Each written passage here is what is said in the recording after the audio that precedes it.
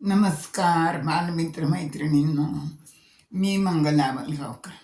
मी माझं मंगला आजीच्या धमाल गोष्टी नावाचं यूट्यूब चॅनल आहे बरं का.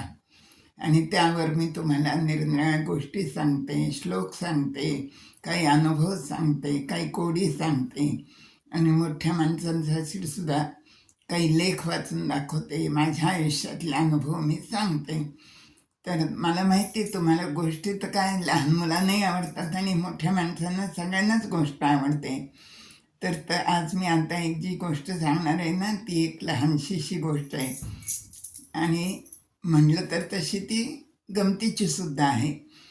आता आपल्याला माहिती आहे की चांगलं केलं, गोष्टीचं नाव आहे चांगलं केलं तर चांगलंच होतं आणि वाईट केलं तर वाईटच होतं.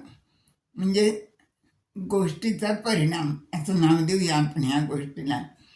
तर आता ह्या नियम आहे, चांगलं जर केलं तर त्याचं फळ चांगलंच मिळतं आणि वाईट केलं तर त्याचं फळ वाईटच मिळतं. हा निसर्गाचा नियम आहे. आणखीन निसर्गाचे नियम कुणीच बदलू शकत नाही. पण नियम म्हणला की त्याला अपवादही असतोच बरं का एखादा. तर हा जो एक अपवादात्मक प्रसंग आहे आणि गमतीशीर आहे तो मी तुम्हाला सांगणार आहे बरं का. तर आता ही खूप जुन्या काळची गोष्ट होती. त्यावेळेला काही वाहनं वगैरे नव्हते, रस्ते नव्हते, बैलगाडीनेच प्रवास करावा लागायचा. आणि एक असंच चांगला माणूस होता, सतशील. या गावाहून त्या गावाला, त्या गावाहून त्या गावाला जायचं त्याला नाद होता.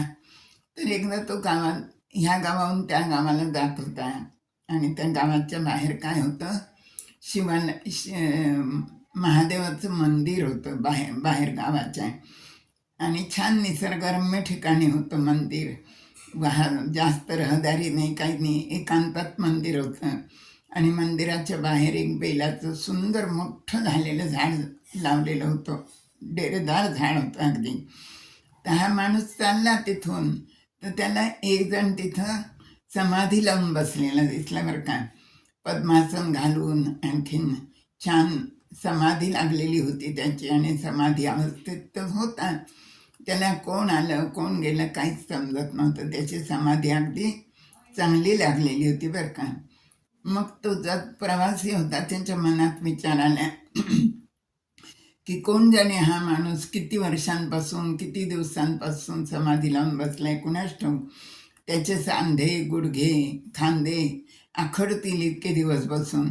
म्हणून त्याला त्याची काय झाली, दया आली बरं का. मग तो गावात गेला आणि गावातून त्याने गावरान लोणकडं तूप आणलं आणि त्या समाधी लावून बसलेल्या माणसाच्या गुडघ्यांना चोळलं, खांद्यांना चोळलं, कोपरांना चोळलं, असं सगळ्या अंगाला त्याच्या त्याने काय केलं, तूप लावलं बरं का, की ते सांधे त्याचे आखडू नयेत म्हणून. असं त्याने केलं. आता हे काय केलं, चांगलं काम केलं ना त्याने. सांगा बरं तुम्ही, हे चांगलंच काम केलं. पण त्याचा परिणाम काय झाला, तो उलटाच झाला बरं का.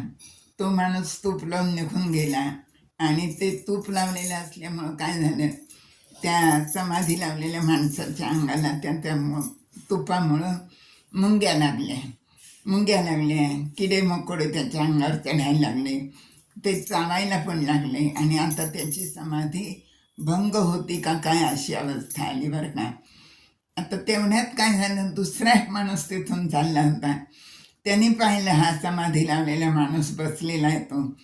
त्याचं काही ह्या समाधी आणि साधू बिधूंवर विश्वास नव्हता. तो तोंडाने शिव्या द्यायला लागला. काय भोंदू लेकाचे म्हणे, बसता ढोंग करून असं म्हणत तोंडाने शिव्या द्यायला लागला. आणि त्याच्या हातामध्ये होता ऊस बरं का. आणि मग तो ऊस तो दाताने सोलत होता आणि त्याच्या चोईच्या खाली टाकून देत होत्या. आणि तो ऊस खाल्ला की तो जो चोथा आहे तो त्या समाधी घेतलेल्या माणसांच्या अंगावर फेकून मारत होता. तो फेकून मारत असलेला चोथा त्याला लागून खाली पडायचा. हा माणूस तर समाधीमध्ये दंग होता, त्याला कशाचंच काही भान नव्हतं.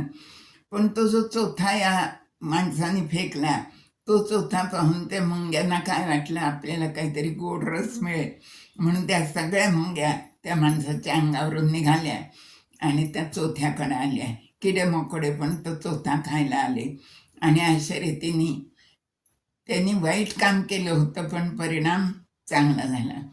पहिल्या माणसाने चांगलं काम केलं पण त्याचा परिणाम वाईट झाला आणि दुसऱ्या माणसाने हे वाईट काम केलं आणि त्याचा परिणाम मात्र काय झाला, चांगला झाला.